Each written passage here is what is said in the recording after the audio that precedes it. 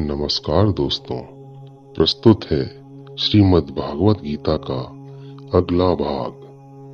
बाह्यस्पर्शेष्वसक्तात्मा विन्द्यत्यात्मनि यत्सुखं स ब्रह्मयोगयुक्तात्मा सुखमक्षयमश्नुते।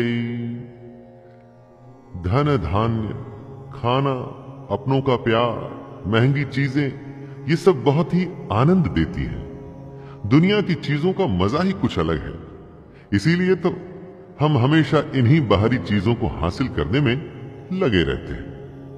अब अगर आपको ये बताया जाए कि कुछ ऐसा भी है जो इन सबसे सैकड़ों हजारों गुना ज्यादा आनंददायक है, तो दोस्तों क्या आप उसे हासिल करने की कोशिश करेंगे?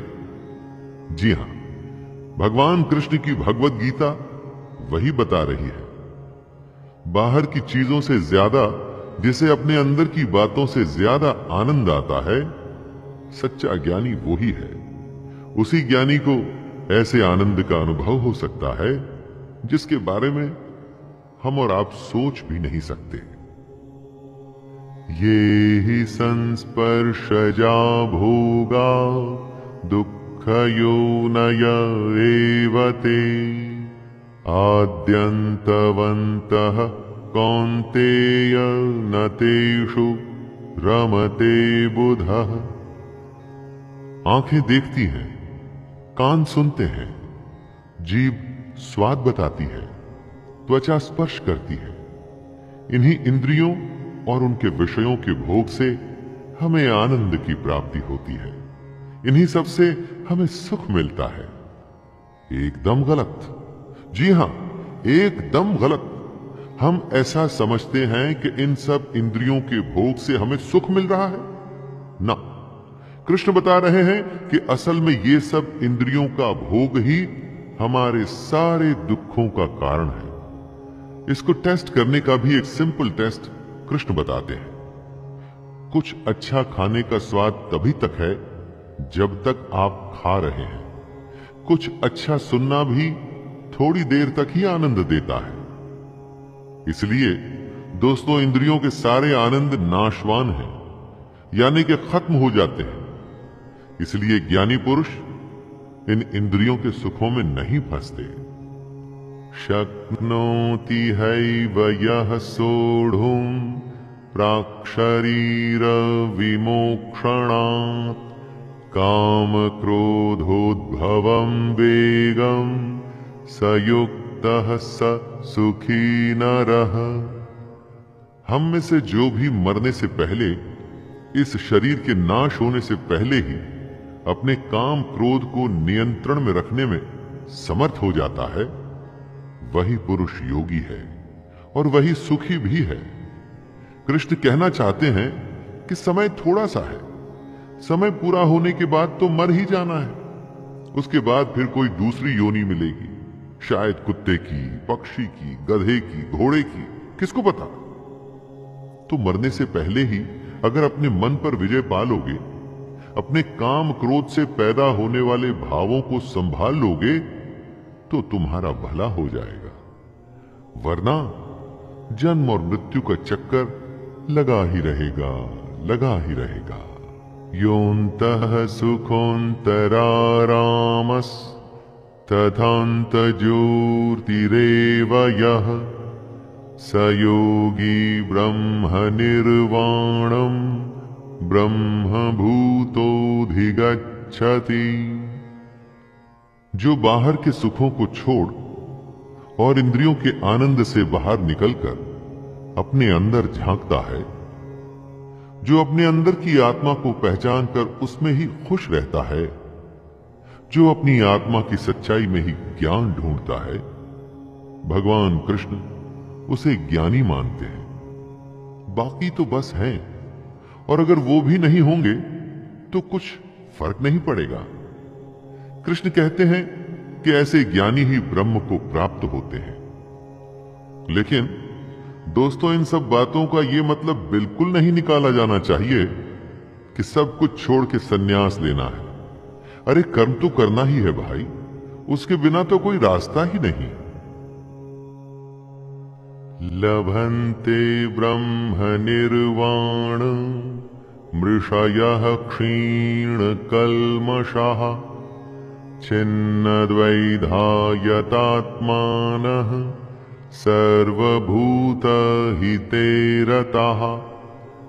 जिनके सारे पाप खत्म हो चुके हैं, जिनके सब शक ज्ञान द्वारा मिट चुके हैं, जो संपूर्ण प्राणियों के हित में लगे रहते हैं और जिनका जीता हुआ मन अपना काम करते हुए भी परमात्मा में स्थित होता है, वे पुरुष ही शांत ब्रह्म को प्राप्त होते हैं। जैसे लालच में कभी शांति नहीं मिलती, शांति मिलती है संतोष में, उसी तरह से बाहर की चीजों में जो आनंद है वो झूठा है।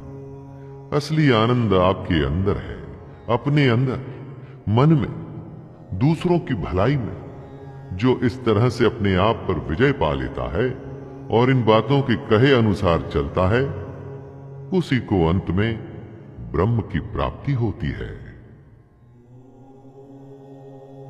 काम क्रोध वियुक्तानां यतीनां यतचेतसां अभितो ब्रह्म निर्वाणं वर्तते विदितात्मनां।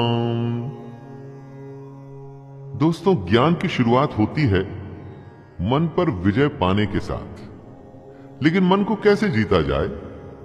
अपनी भावनाओं को कंट्रोल करके।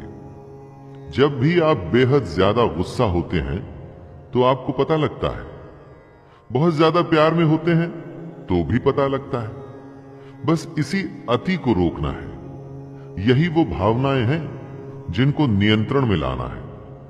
काम क्रोध पर तभी विजय पा पाएंगे जब मन में प्रण करेंगे कि विजय पानी ही है। सोचेंगे ही नहीं तो कभी कुछ होगा ही नहीं दोस्तों। और जिस दिन ऐसा हो गया तो सोच लीजिए, आपके अज्ञान पर से पर्दा हट रहा है और आप ब्रह्म के पास हो रहे हैं।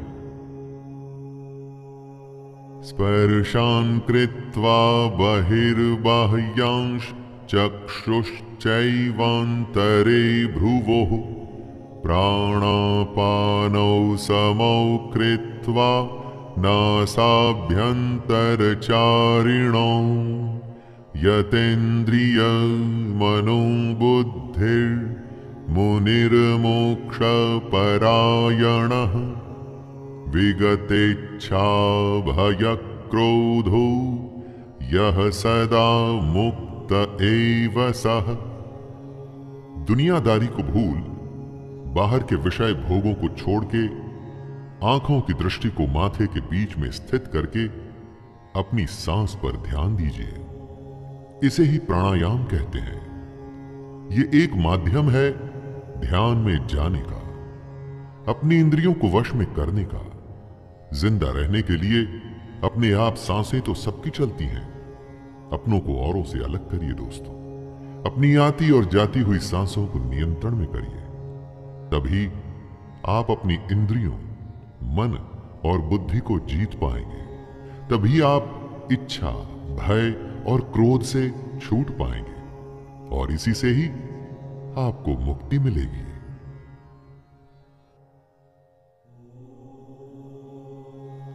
भोक्तारं यज्ञतपसां सर्वलोकमहेश्वरं सुहृदं सर्वभूतानां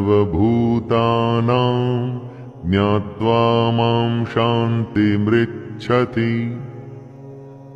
अपने कहे पर चलने वाले को कृष्ण अपना भक्त मानते हैं, जो उन्हें बहुत प्रिय है। वो कहते हैं कि जो यज्ञ करता है और सैक्रिफाइस करके मेरे कहे पर चलता है, अपने कर्तव्यों का सच्चे मन से पालन करता है, वो एक दिन मुझे ही प्राप्त होता है और मैं उसे प्राप्त होता हूं।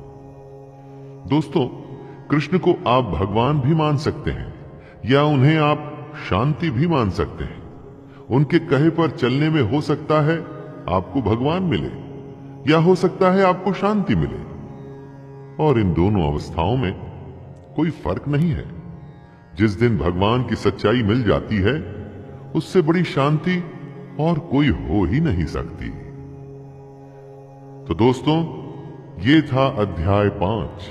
इसमें कृष्ण ने अर्जुन की दुविधा को दूर करते हुए बताया कि संन्यास योग और कर्म योग दोनों ही रास्ते भगवान की ओर ले जाते हैं, लेकिन कर्म योग कुछ विशेष है।